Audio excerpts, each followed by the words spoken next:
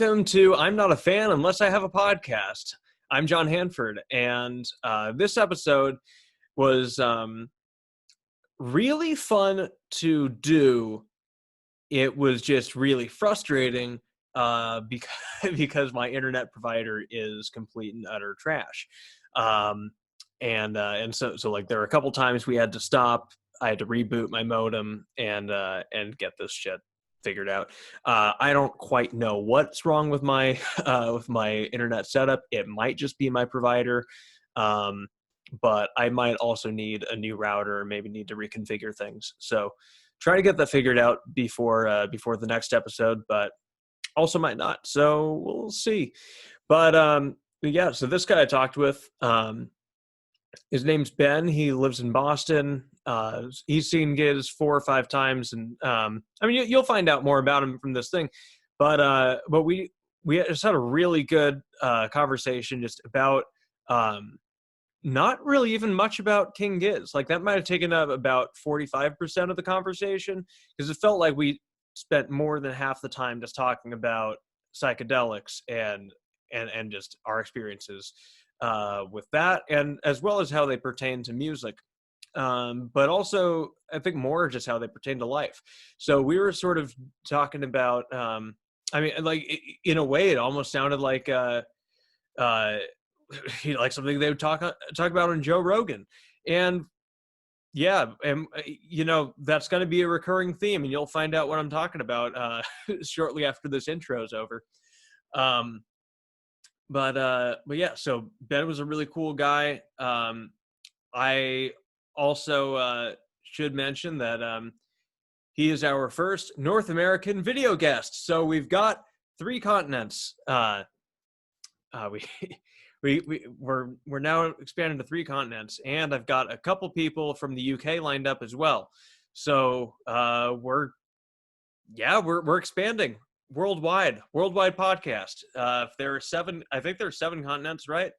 There's North America, South America, Europe, Africa, Antarctica, Asia, and Australia. So yeah, I've gotten I will have fans from most of the continents before. I mean, like, yeah, that's fucking cool. Like I don't know how many Gizz fans there are in I mean, I imagine there are plenty of Gizz fans in Korea and Japan, and I don't know where else in Asia that they've toured. But yeah, like I would love to get I would love to keep going and get some Asian people on here. People that live in Asia and and maybe some Africans as well, but I don't know. I think there are some people in Egypt that are in the that are Gizz fans. I don't think I'm just making that up. I think like somebody in the Facebook fan page is from Egypt or lives there. I think I've seen this. I don't think I'm making it up. If this is some bananas dream that I had, and it's found a way to become a memory for me, then that's my bad, and I might be going nuts. But I'm pretty sure that but I would just love to, like, I'm happy enough to have 4 continents on here, but if I could get every continent, that would be just like a really cool, I don't know, that it would be a really cool thing. Like that would be something that would make me really proud. It would really, encapsulate just how much reach this podcast might have. Like I see the numbers, and it's fun. I think this is really starting to. I think I'm onto something here, but I also don't care if I'm not. Like, this is something I love to do. Podcasting in general. Like I have my personal podcast that's called Desert Talk with John Hanford. That's like has very minimal listenership, just because it's just me talking about whatever's on my mind, just totally stream of consciousness, and how it pertains to I guess like sustainable happiness is sort of a big theme with that. And then I've like just last night I was on my friend's podcast called the Firewolf Podcast, THEE, Firewolf Podcast. And that's with my comedian friend Christy Bellich, and so we just recorded a 2.5 hour or 2 hour episode last night, and podcasting is a really good way to take my mind off of just all the shit that's going on that we're all hearing about and everybody's running around scared about. It's good to just talk things out. So if you want to start your own podcast, I would recommend it. It's surprisingly therapeutic. Even though you're just talking into a microphone, into a camera sometimes, or just speaking aloud and there's nobody else to hear it. It's good to get shit out of your head. I think it's a good way to reduce stress and anxiety. And, sometimes you'll find that you have a lot of answers within you, and all it takes is just for you to just blather, just blah, blah, blah, blah, blah, blah. Oh, wow, I had an epiphany. So go for it. That's my little bit of motivation before we get into this next podcast with Ben from Boston. Cool. And so now we're going. I'm going to record with my H6 so that way I can send you like a high-res WAV file. Is that cool? Oh, yeah, totally. Yeah, Cool. that would be great, actually, because I don't really know. It's been weird. Like I have this USB mic that from Blue, and it's it's oddly distorted. Like after like right now it sounds okay, but then after I export everything, it just gets all muddied up. But I think that's just like the nature of Zoom recording. Sure. Yeah. But, it's kind of wonky, but whatever works. Yeah, I mean, like I would happily oblige if this could be a professional podcast, and like if SiriusXM wanted to give me a studio and like all the professional equipment and everything, but I work with what I got. So that's right. We'll think of it like this. In about like 5 years, you'll be able to look back on the first episodes and be like, "Oh my God, I can't believe like I worked with like what bullshit I had." Yeah, during a pandemic and everything. So it's it's true. That's true. Yeah, I mean, like you look at the early Joe Rogan podcast, and it's just like, straight up in his garage or just like some small corner in his house. It's like, it's wild just what that could turn into. It's true, man. I've been a fan of Rogan's. I was actually there live for the very first episode that he had. Oh shit.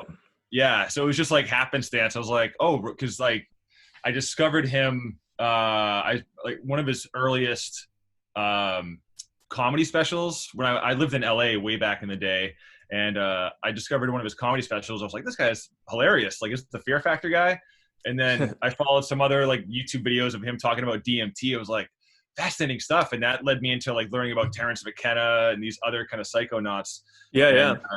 And then I saw he was live on, I think it was Ustream at the time. I was like, let me click it on. So he had like, it was just him doing a Q&A with random people, and then he started doing it weekly, and then I just kept on following along, and here he is 10 years later, biggest podcast in the world. So yeah, that's great. And like, I don't know if you saw yesterday, but like Spotify signed him to like $100 million exclusive streaming. So like, he's taking video to Spotify. So now we know Spotify is going to become a video streaming service as well as audio. So that was a pretty creative way for them to break the news too. Just like, hey, by the way, we got Rogan, and that means we're going to have video. Like, that's just going to be what Spotify is going to become. And that was a really cool way for to go about like um, yeah, to go about announcing that, like, because now, now YouTube has a major competitor all of a sudden, and it's hopefully it leads to YouTube paying its people better. I People who hope post so. in YouTube, because I think they've just been like, I don't know, siphoning money or something. Something shady's been going on with YouTube, supposedly or apparently. So I mean, anyway, they're like the TV of the internet. So there's definitely, and also a lot of the stuff with the censorship. I feel like Rogan probably doesn't want to have to deal with that anymore as well. And oh Spotify yeah, is more lenient with it. yeah. I So, mean, especially if like Spotify is like, no, no, you are the big get, so please, you do you. yeah, um, yeah, it's very, very not YouTube. I know. But you are right. I think it's nice that they will have a good competitor. So we'll kind of see, what happens, but I'm looking forward to it. Yeah, definitely. So yeah, let's talk some Gizz. Uh, first of Cool. all, nice shirt. I could see like just the top to Oh know yeah, that's right. that is the Mexico shirt. Yep. That's right. Yep, yep. Yeah. Oh, yeah. Those shirts were sick. I never I wasn't able to get one because like I didn't go to the show. But I didn't go either. I got it online somewhere. oh, okay. Well, it's fucking poser. Yeah. So you're calling from like New England, like Boston area, or Yep. Yeah, I live in Boston. Yep. nice. So yeah, I've like King Gizzard seems to hit Boston every tour that they do in North America. So Mhm. I'm assuming you've been able to see them at least once. I've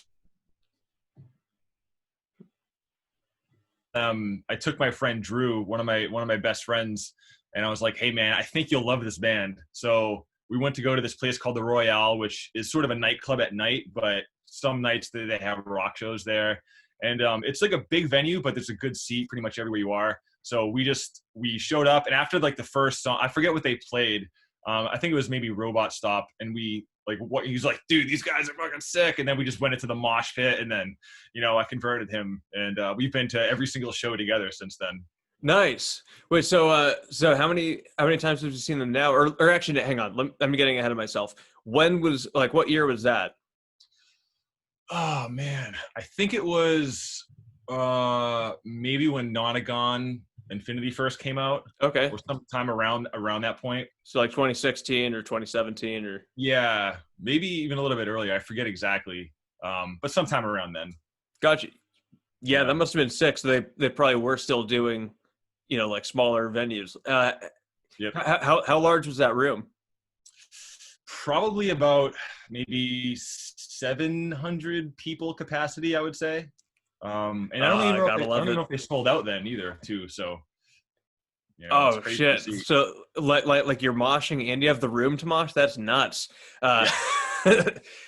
Yeah, I mean, like I first saw them in 2018, but I just wish, and like that was a huge venue I saw them at, Brooklyn Steel in New York, and Oh, okay. huge warehouse, or former warehouse, um, and so like it's a great space, but it's like not an intimate venue whatsoever. Like I just wish that I'd gotten into them, several years before, because like I think they first came to America or something in like 2012, like to Tour 12 bar, and like they played a gig in just in the middle of McCarran Park in Williamsburg, Brooklyn, and like I could, if I had known anything about them or how much they would come to me, I would have gone to see them, and yeah, you just can't go back. But yeah, so how many times have you seen them overall now? Yeah, I think about 4 or 5 times. And I would probably say the most fun show that I saw them. It was also probably one of the scariest shows ever. It was at Desert Daze 2 years ago. Um, Oh yeah, dude, first of all, like that festival itself is a gem. It's like the perfect size amount of people. Great location. You have the mountains, and then you also have that huge lake right there. yeah. Uh, so it was super sick, and so many dope bands were there. And I think it was on the second night that Gizz closed out the show. And dude, like, so my friend Drew, who I told you I got connected with Gizz, and so he showed up, and we made it all the way to the front, but when you see any show with a huge capacity like that, especially a Gizz show, like it just turns into chaos immediately. There's like that calm before the storm, and all of a sudden you see the guys start coming out, and then everyone's like looking around, and it just immediately just turns into chaos. And then you get that wave effect where you can't control everything. You're just kind of going with the crowd. And then like seeing girls nearby like freaking out, and I'm a tall guy, so I'm like, don't worry, like you can use me for stability if you need to. And then I ended up towards the barricade on the right hand side, and then afterwards just people were sweaty and looked disheveled. Not to mention we took some tabs maybe like 3 hours beforehand, so it was like right when they came out we started to like really lock in. And it was so funny. So my friend that I was there with, like once they started, we get separated, and then afterwards we were walking back to our campsite, wandering around, and he has glasses, but his glasses were missing. So I run over, was like, Drew, and I grabbed him. I'm like, what's going on? He's like, oh man, I can't see anything. I was in the mosh pit, and then my glasses get knocked off, and then some girl grabbed my glasses, like, hey, I think these are yours. And then boom, they just like disappeared and they smashed into a million pieces. And I thought, I just have to embrace it. And I was like, that was like you breaking through into the new version of yourself. It was a crazy experience, but it was one of the best shows ever. 100%. I mean, yeah. And don't you just love when those fucking moments happen on psychedelics? I'm going to pause this really quick because I might need to reboot my internet. It said my connection was unstable. So I'll be right back. All right, we're back now. We're recording. Cool. So we just got into like psychedelics a little bit. And that's something that I definitely want to go down, because like great. It is some like that is something that's it really is impactful. Like when you struggle with anything on psychedelics, like just all of a sudden you're met with a change, and it's like, all right, what are my options here? It's like either act out of fear or do something, just fucking embrace it. Yep. Yeah, the more you try to restrain, the more it drives that fear, and then the more it turns into this cyclical thing. But once you finally let go and be like, all right, you know what, fuck it, if it's gonna kill me, then let it kill me. And then once you finally release and just allow yourself to be vulnerable, then it's like a big breath of fresh air. And you're able to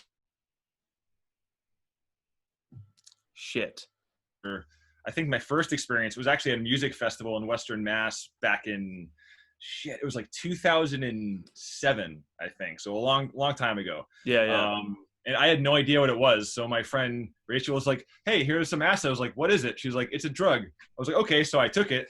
And then I kind of forgot that I took it. And a couple hours later, my perception of distance, I was like standing, and I was looking down at my feet, and I was thinking, wow, the distance from my face to my feet for an ant, that's like the size of a building. So if I were to fall, like that's a long way away. And then just all my perceptions started to get kind of weird. And then like later on, I was like, I just need to be alone. And I laid down in my tent, and I was just closed my eyes. And all of a sudden I started having a download of, who am I? Why am I here? What am I doing? And what is my purpose? And I was kind of aimless at this point in my life, and I didn't know what I was doing with my life. I didn't know where I was going. And I had this dead end job. And then all these realizations started coming in about it. It was so weird though, because, as another psychonaut, it sounds like you are. Yeah. Ideas would kind of come in, and you'd be like, oh, this is what the universe is all about. And then all of a sudden, boom, it would just disappear. I'm like, fuck, I had it for like 2 seconds. I knew the meaning of the universe, and now it's gone. And then this other idea would come in, and like, here's how you should evolve yourself. Here's how you should better your health, and you should do these other things, and maybe establish some routine in your life to help stability and move forward. And all these different thoughts and ideas just came and went. And I was only able to grab on just to a few of them. I was like, man, I need to do that again. And so, every year I probably have 2 or 3, deep sessions, either with psilocybin or LSD. as sort of like a spiritual cleanse, you know? Oh, 100%. I mean, it's kind of the same thing for me. Like my foray into psychedelics occurred a week or two before I got into Gizz. Perfect And timing, synchronicity. it was the day after Thanksgiving, Black Friday 2017. Oh my Um, God. I was just like at the lowest of lows. Also, dead end job in living in New York City, paying way too much for 90 square feet. Uh, it was just such an unnatural place for me. And I didn't realize, I thought New York is exactly where I wanted to be. Um, and so my friend gave me these mushrooms. He was like, I had an experience, don't need them for a while. So I was like, I'll take them. And yes, so I figured worst case scenario, since I'd never taken psychedelics, all I knew was the fear tactics. I was like, if I wind up jumping off the building, so be it. Cause I was the lowest of lows. And then all of a sudden I just experienced pure joy for the first time in possibly since I was 12. It was nuts. And then I met up with a friend from college. I told her about my experience, and I was just like, yeah, and I'm also getting into psychedelic music. So she was like, oh, you should check out King Gizzard and the Lizard Wizard. And I was like, yeah, just because of the name, I'll check that out. And I was, super accepting and everything. Yeah, pretty much from that point forward, it's like psychedelics have become a regular thing that I've been doing, every couple months or so, just to give myself that kind of cleanse. Because yeah, just like you said, after that first trip, everything for me changed. I was like, wait, so I have options here. I can, number one, I know that I still have creativity and joy. It's just been, muddied up.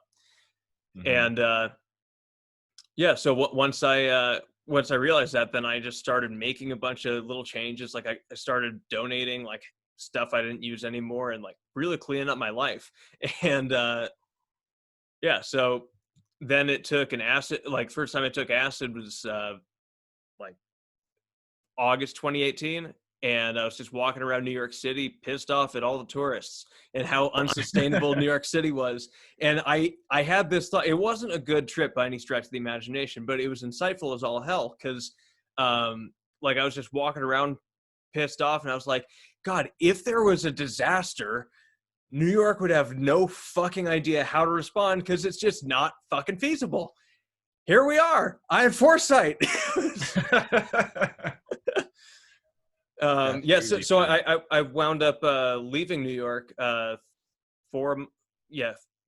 or 4 months after that, and now I live in Joshua Tree, California. So I'm close to Desert Daze. It's oh my God, that's so amazing. So do you think it was the acid trip that was the catalyst for you to move out there?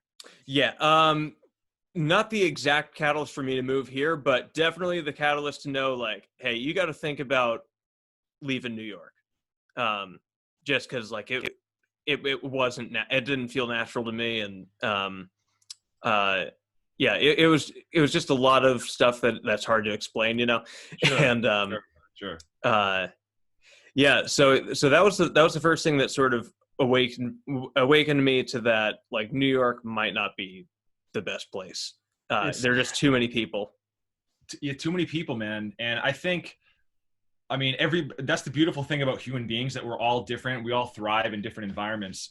And there are a lot of people that they love to be around the energy and people yelling "fuck you" out their car and honking horns and all these noises and stimulation. Yeah. And I can see the appeal to that on some level, but constantly, I consider myself an empath, and I'm able to really pick up on people's, more or less energy, I guess you could say, and their intentions, and sort of, just can feel people's sadness on some level. And I feel like if you're in a small, tiny apartment and you have people above you just a few feet, people to your left and to your right in other apartments, if some guy came home and he had a horrible day of work, you're kind of sucking that energy in a little bit. I don't care if there's a wall there. It's still other people, and we're all connected on some level. So yeah, having more space to yourself and to, you know, and or just being with a community that resonates with you, I think is really important. Yeah, I mean, you know, that's something that I've come to learn about myself as well. That I am an empath, and like, whereas I used to think I was some corporate hotshot, some, you know, like exact opposite of what you see now. Like I was like not a shitty person, but like I aspired to be, and and then like I realized, wait, why the fuck am I doing that? That's the dumbest thing. So like another thing psychedelics taught me is like. I think if you're a shitty person, it mostly has to do with that you're stupid, because it's just there's just this, I don't know, like a sacred intelligence that is kindness, and I had a trip a week ago. It was like the most mind-bending mushroom trip I've ever had, and I found myself in this realm where only two things existed: just love and fear, and I realized like, okay, well, that means I can utilize either one for whatever comes my way, like how I react to it. And I was like, I know pretty much for a fact that like fear never works. Like the outcome of that is always shit. So you might as well love, and just find the positives and everything. Yep.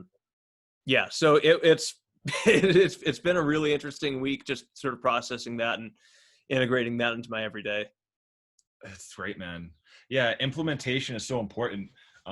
So I've done ayahuasca maybe about 6 or 7 times, and I've done it in Peru, and then I also have a shaman in California as well. And it's funny, just you know, just like any psychedelic, it can show you the doorway. Like, here's how to live a better life. Here's what you can do to evolve yourself. Here's what you can do to make your relationships better. And here's what you can do to just make changes that'll make you way better in the next day, in the next year, in the next decade. But you have to be the one to walk through it. It can show you the door, but you have to be the one to take the step. Yeah. You know? So I feel like that is one of the things with psychedelics is that, I mean, it works. It's a tool. I mean, Terrence McKenna said, he's like, I don't have to have you read a book to learn that. I don't need you to read sacred scrolls. Here, just take the tab or eat the mushroom, and you tell me what you experience. I'm not going to tell you. Like, that to me is everything. You know, when I have to read this entire book, or I have to understand different hymns and all these different things to like become a part of this collective group of people that seem to have the answer. You know, if that doesn't make any sense to me, because you just take the drug, take the ride, tell me what you think, and then almost guaranteed we're going to have similar experiences, you know? Yeah. And it's, and then that also just boils down to that element of trust, where it's like, hey, if I just trust the other person to do the work, and, you know, basically approach everything out of love, it just makes everything work better. And it's like, I mean, it's just astounding to me, coming from, you know, a corporate background, just how fucking wrong it is structurally. And then obviously you can easily make the argument ethically, but it's it's just like, I realized like all these people that I fucking worked for just had absolutely no, like, they were just empty inside, and Babies, they don't get it. They're like children. yeah, well, except they're content as calcified people. Like, it's that's what just drove me nuts. It was just like all the sense of contentment. I'm just like, for what? You guys are terrible at your job, and like but you seem to care. So like, what's the deal? Like, it was just so much hypocrisy that I was just like, I fucking can't deal. So I would just show up to work, like, usually high, for like the last year that I had that job. Like, I was usually stoned on the daily. If you don't mind, what was your job, if you don't mind me asking? I was working as an app producer. So mobile game Mo Gaming. And I'm not going to name the company because I wound up going back to them as a freelancer remotely, Okay. which is a great setup, and I don't really want to Yeah. jinx it, but For sure. Yeah. Yeah. yeah. Um, but right. So I forgot where I Oh where I was shit. going. Sorry about But, that. I didn't mean oh to no, derail it's your fine. train. Um, let's see. So my um Mike, I think I'm gonna I think we'll pause this here and reconnect because like now your audio is a little garbled, so I just want to reboot my modem and just Okay. you know give it a fresh start. But Yeah. No yeah, problem. hey, there we are. Cool. Let's see. I can't hear you. I think your microphone's muted. There we Sorry. are. Now. Cool. Yep. Yeah, we got you. All right. Cool. So yeah. So before that break, I had I had been talking about how I was just going to work stoned all the time. What I hadn't yet mentioned is that I was still better at my job than basically everybody else I was working with. So I was just like, all right, maybe I should up the ante because like sure I would still show up to work stoned, but like that would fade, by the afternoon. And so I started taking mushrooms at work, and like I started by microdosing, and then I mean like I pretty much just microdosed every time, but I didn't really understand what a microdose actually was. So I was having like light trips at work, like um and it was great when responding to bullshit emails. I was just like, oh, okay. Like I was able to be really sarcastic. And like I was able to meet them at their with their corporate energy. So it was great. Wow. That's amazing. It's I feel that people who haven't had a psychedelic experience lack awareness literacy, right? Oh my God, yeah. It's like they're like I said earlier, like they're almost kind of children. Like they're almost like they don't they're just there's a whole part of who we are and where we come from that they aren't aware of and they aren't even questioning, right? Because when you look at the word psychedelic, let's break down what that means. That's you have psyche, and then you have delic. So you have psyche, which is your brain or your mind, and then you have delic, which is delivery or manifesting. So psychedelics are mind manifesting Yeah. that allow you to reveal yourself to who you really are, and drugs allow you to be open to what is, right? Yeah. Yeah. And in a way, I think that psychedelics are actually a form of hyper sobriety because you get to see like every little pore and every little nook and cranny of your own life, and you get to analyze it, whether you want to or not. And Hmm. that's way that and in that way, I think when people say, "Oh, I had a bad trip, I had a bad experience," it's because they put a lot of things in their attic that they didn't want to have to deal with, like some, getting bullied when they were a kid, or having to deal with a time when they said something really horrific to an ex-girlfriend, or all these different things that they go, you know what, those were in the past. Let's just kind of leave them there.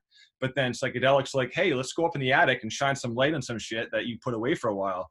Because Hmm. otherwise, that stuff's going to bubble up later on down the road. So the longer it waits, the more it's going to, the more it's that fear and that pain and that anguish and the stuff they deal with is going to start growing. So Hmm. deal with it sooner than later, because then once you actually finally do resolve, a lot of those issues, then you can use psychedelics for what I think with their best uses, which is to help your creativity and just realizing the power of community and connectivity to other people. Yeah. No, for sure. And yeah, I mean, so obviously, you're familiar with the power of psychedelics, and just in personal growth and everything.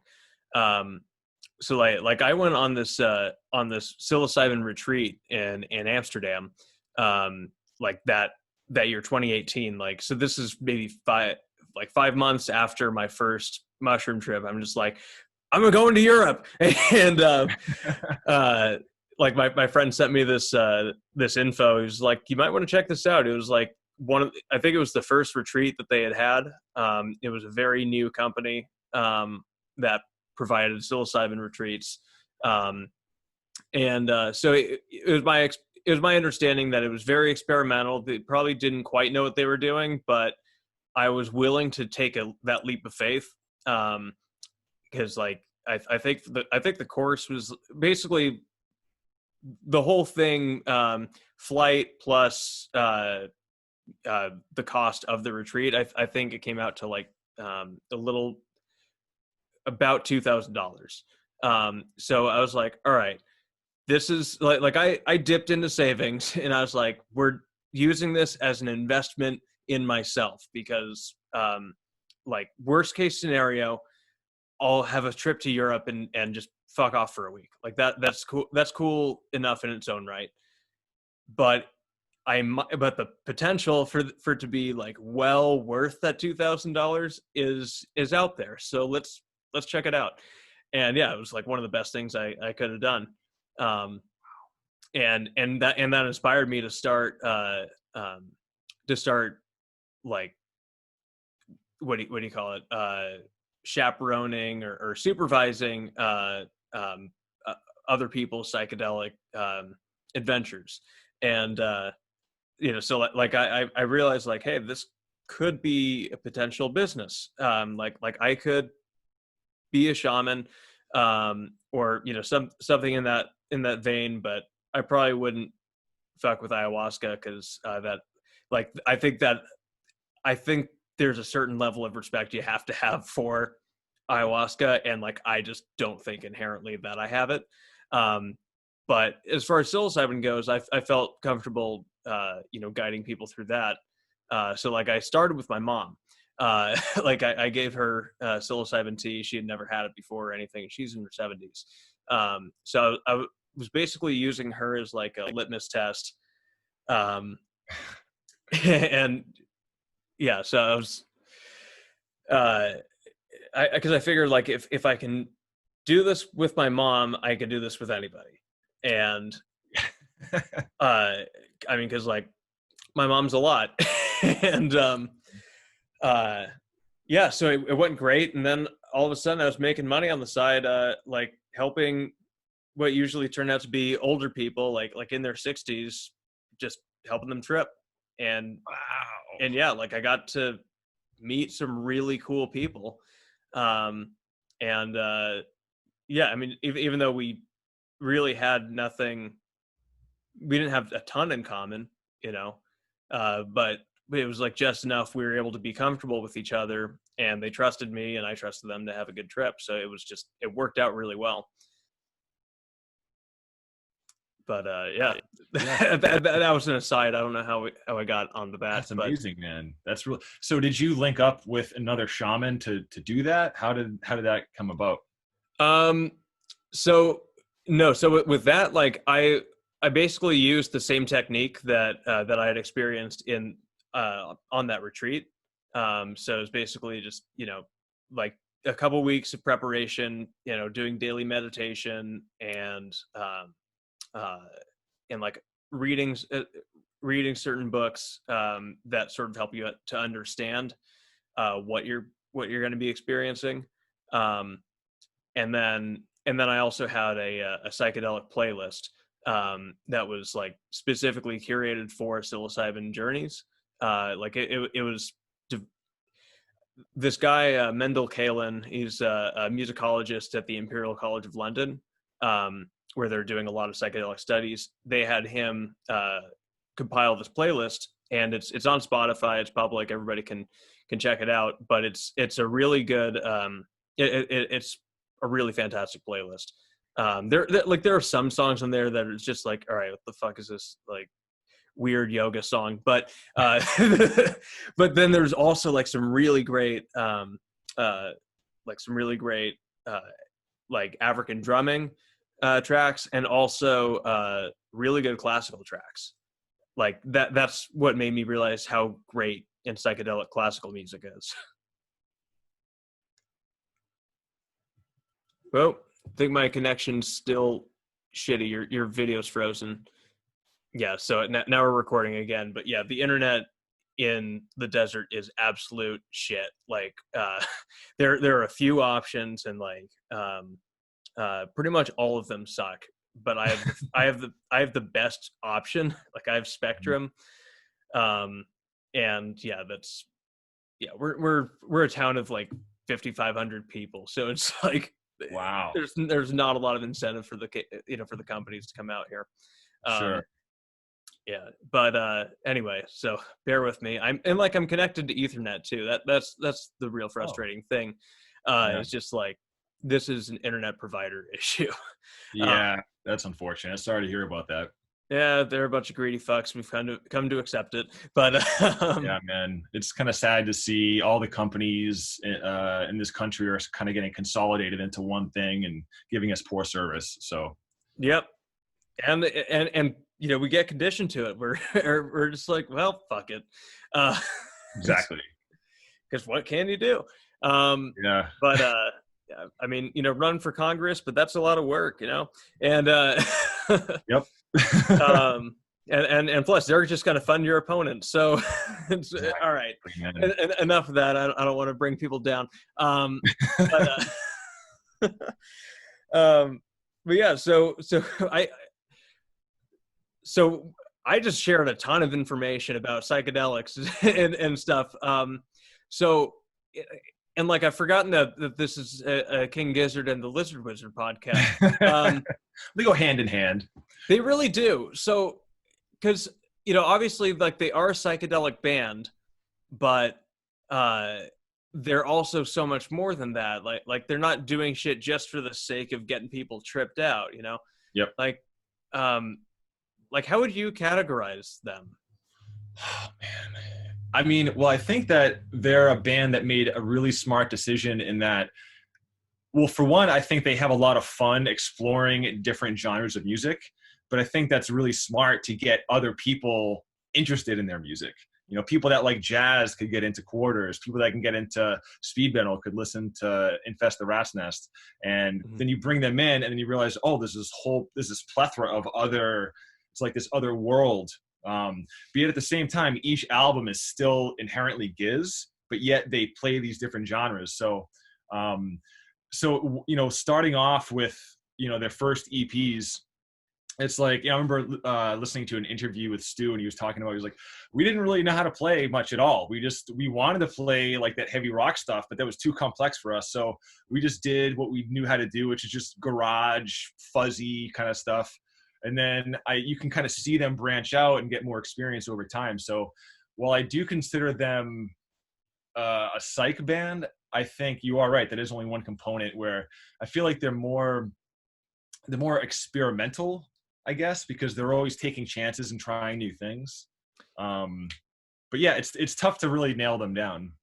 Yeah, I mean, it's like I think they might just be the most psychedelic band in practice, like just because all it is just experimentation that's coming from a good place, and it's I just love it. Like, my friends ask me, like, dude, you talk about King Gizzard all the fucking time. That's why I started this podcast. Like, I wanted to keep my friends, and yeah, like they they're just like, what it is, like, what is it that's so great about this band? Like, why do you like it? Like, how do you have a podcast where you just talk about the band? I'm just like, well, we talk about other stuff too, but I'm just like, I don't know.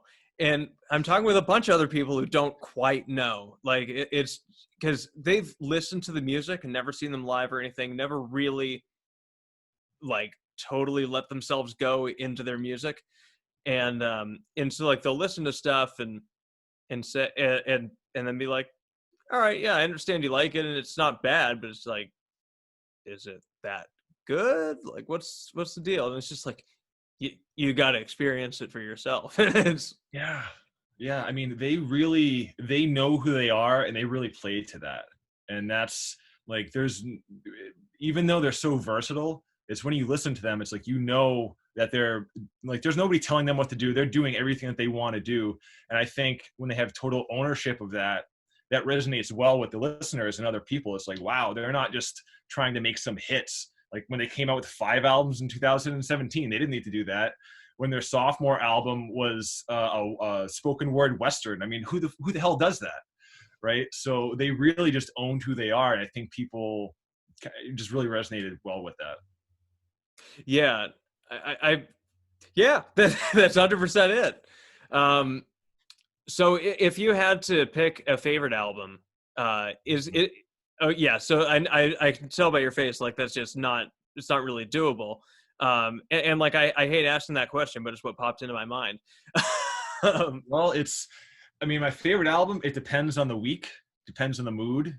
Uh, but I would have to say, so back when I first discovered Gizz, I would have to say that they were on a Spotify Discover Weekly thing.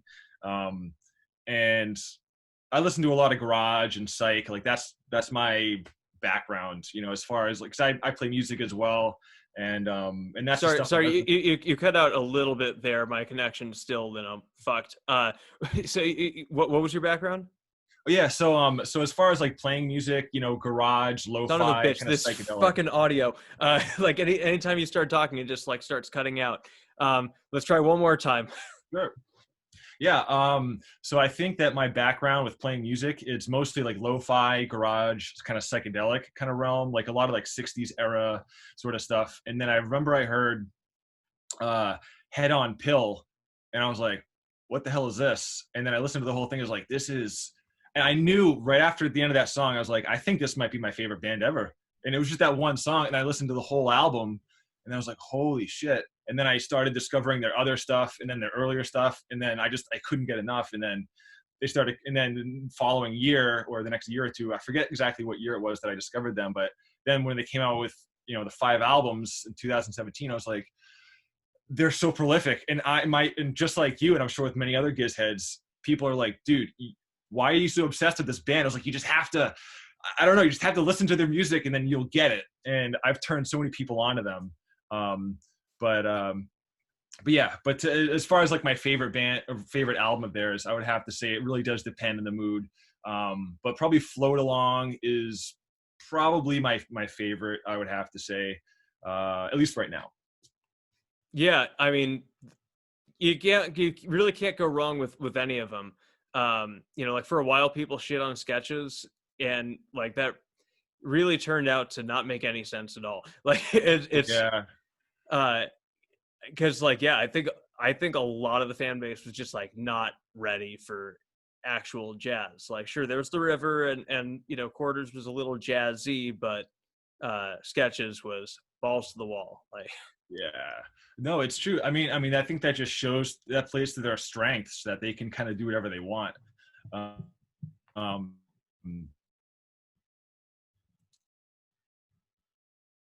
I try to think about their personality and go, okay, which one would they like? And my friend Kyle, I was like, Sketches of Runrook East, that will be your album. And he's listened to a bunch of them, and that still is his favorite album. So if there's an album out there for your grandmother, for like your nephew, like there's an album out there for everybody. yeah, definitely. Um, and I just wanted to confirm: are you still recording audio on your end? I am, yeah. So I got you covered. Thank God. Yeah, it's a trying time. I might need to get like a new router because like these internet issues have just been spiking like the last 2 weeks. So Oh, that's too um, bad. yeah, but anyway, man, dude, thank you so much for coming on the podcast. And for having my back with the audio because this internet connection shit. But yeah, man, this is a lot of fun.